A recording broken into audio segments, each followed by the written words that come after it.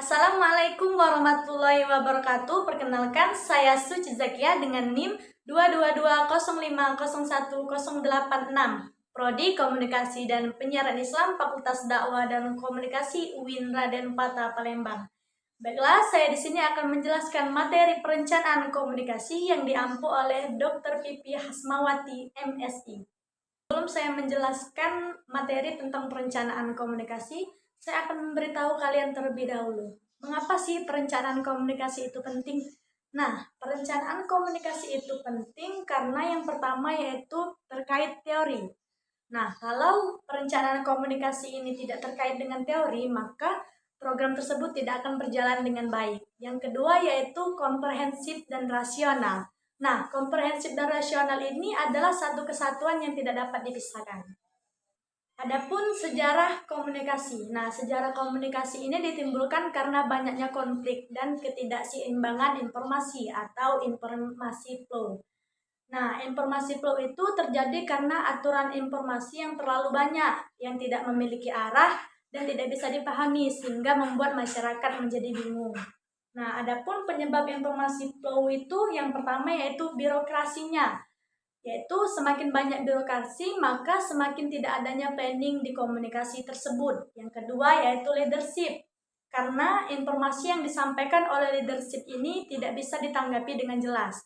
Misal, seorang leadership menjelaskan bahwa di Jalan UIN akan terjadi macet. Nah, dia cuma mengatakan di Jalan UIN ini akan terjadi macet. Dia tidak menjelaskan kapan macetnya akan berakhir dan lain sebagainya. Yang ketiga yaitu publik. Jika tidak adanya kepercayaan terhadap birokrasi dan leadership, maka akan menerima informasi yang banyak dan menyebabkan informasi flow-nya semakin berkembang. Nah, adapun penyebab ketidakseimbangan informasi tadi yang pertama yaitu adanya isu kontroversi. Semakin banyak isu, maka semakin banyak informasi flow-nya.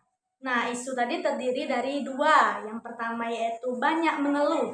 Semakin banyak mengeluh, maka semakin banyak kontroversi. Yang kedua yaitu publiknya menantang, sehingga menimbulkan kontroversi dan membuat informasi flow-nya menjadi semakin banyak. Yang ketiga yaitu stereotip. Nah, stereotip adalah opini-opini negatif karena diekspor oleh media atau suatu objek. Semakin banyak stereotip, maka akan semakin banyak menimbulkan kontroversi. Nah, saya akan memberitahu bagaimana sih supaya informasi flow-nya itu tidak berkembang. Nah, adapun cara-cara yang dapat kita lakukan, yang pertama yaitu kebijakan komunikasi. Komunikasi semakin lama semakin berkembang dan semakin banyak media sosial, maka semakin susah untuk informasi flow-nya diredam. Maka dari itu, kita harus menggunakan kebijakan dari pemerintah. Kebijakan itu sangat diperlukan karena manusia menggunakan komunikasi yang tidak efektif dan efisien. Yang kedua, cara yang dapat dilakukan yaitu menggunakan latar belakang kebijakan karena adanya kesenjangan. Yang ketiga yaitu konvergensi atau peralihan media konvensional tanpa meninggalkan media yang lama. Dan yang keempat adalah banyaknya program yang tidak menggunakan kebijakan komunikasi, maka banyak program yang tidak memenuhi sasaran. Yang kelima yaitu adanya potensi komunikasi untuk meningkatkan peradaban manusia. Materi yang selanjutnya yaitu polis komunikasi. Nah, dalam membuat polis komunikasi itu kita harus melihat eksplisit dan implisitnya terlebih dahulu. Nah, eksplisit adalah bagaimana kebijakan tersebut tidak melanggar undang-undang atau suatu aturan. Yang kedua yaitu implisit, bagaimana kebijakan itu harus dibangun ketika mereka melihat top manager.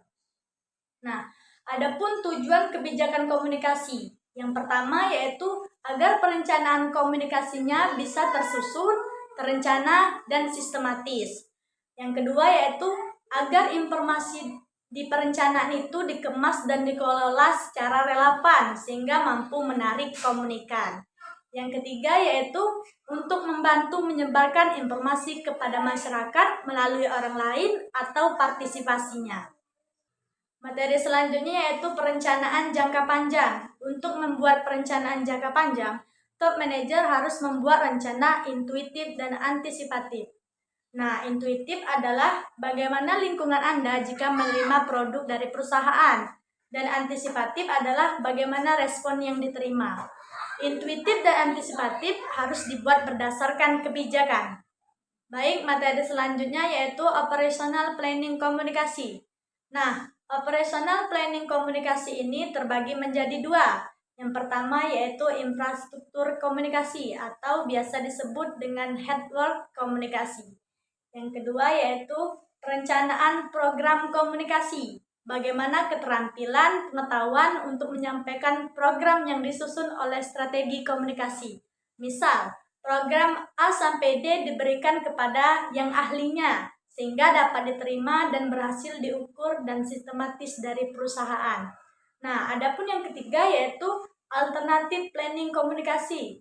Apabila rencana A sampai D-nya tidak berhasil, maka perlu menggunakan alternatif D. Jika tidak berhasil, maka alternatifnya bisa digunakan. Materi terakhir yang ingin saya jelaskan yaitu rasional penyeluruh, yakni kita harus fokus pada strategi yang sudah ditetapkan.